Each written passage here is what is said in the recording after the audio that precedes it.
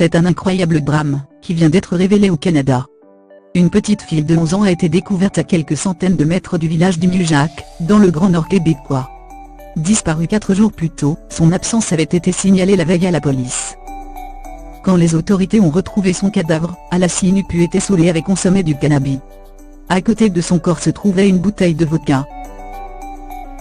C'est tellement douloureux de perdre un enfant qui avait tant devant elle. Elle était extraordinaire. Elle voulait devenir infirmière. C'est un cauchemar qu'aucun parent ne devrait avoir à traverser, a expliqué Janice Sapa, tante et mère adoptive d'Alassie Nupu aux confrères du journal canadien La Presse. Selon les premiers éléments de l'enquête, il n'y aurait eu aucun geste criminel dans son décès. Pour la famille, c'est désormais important d'en parler pour mettre fin à la culture du silence qui règne localement. Ainsi, l'alcool qui gangrène la région coûterait de nombreuses vies. Nous n'avons pas de ressources en psychologie de l'enfant pour soutenir les victimes d'abus sexuels, pour traiter les dépendances, pour accompagner les couples ou les familles en difficulté. Nous n'avons pas ça ici. Et nous n'avons pas de refuge pour les femmes, alors que ce n'est pas facile pour elles.